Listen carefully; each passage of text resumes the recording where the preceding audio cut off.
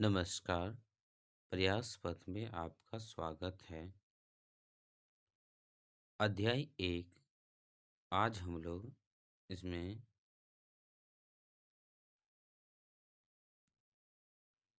नाद के बारे में,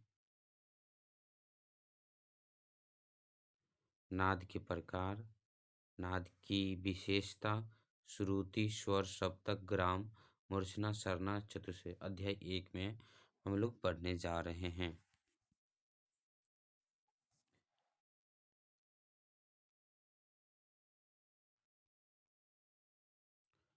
संयुक्त में प्रयुक्त होने वाले ध्वनि को नाद कहते हैं। क्या कहते हैं?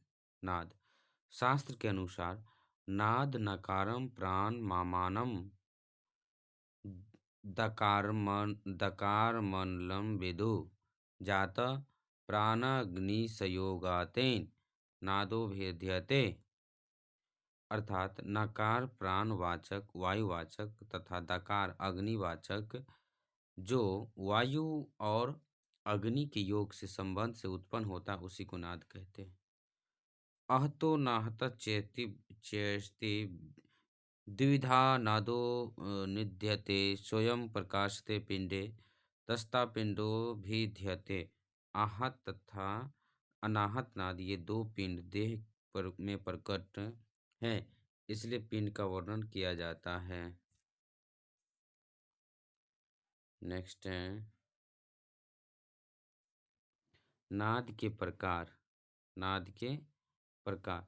नाद दो प्रकार के होते हैं। नाद दो प्रकार के होते हैं, एक आहत नाद, दूसरा अनाहत नाद। आहत नाद जो नाद कानों को सुनाई देता है और जो दो वस्तुओं के रगड़ से पैदा होता है उसे आहत नाद कहते हैं। आहत नाद ही संगीत के लिए उपयोगी है। इस नाद का संगीत से विशेष संबंध है। इस नाद को मुक्तिदाता माना गया। आहत नाद को भव सागर से पार लगाने बताकर संगीत दर्पण में दामोदर पंडित ने लिखा है। सा नादस्तावतो लोके रंजको भवरंजक श्रुत्यादि श्रुत्यादि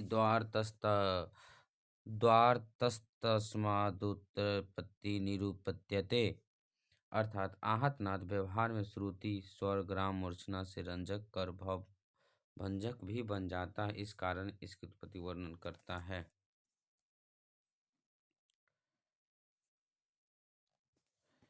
अर्थात आहत नाद व्यवहार में श्रुति इत्यादि ये हो गया। ठीक है। उपयुक्त उदाहरणों से यह सिद्ध होता है कि आहत ही संगीत के लिए उपयोगी नाद है। के द्वार सुर मीरा नाद के द्वार सुर मीरा इत्यादि प्रभु सानिध्य प्राप्त किया और अनाहत की उपासना से मुक्ति प्राप्त की। अनाहत नाद जो नाद केवल अनुभव से जाना जाता है और जिसके उत्पन्न होने का कोई खास कारण हो, यानी जो बिना संघर्ष के स्वयंभू स्वरूप उसे अनाहत नाद कहते हैं। जैसे दोनों कान जोर से बंद करने पर अनुभव करके देखा जाए तो चन घन या साई साई की आवाज़ सुनाई देती है। इसके बाद नाद सुनाई देती है। आज के लिए इतना ही। धन्यवाद।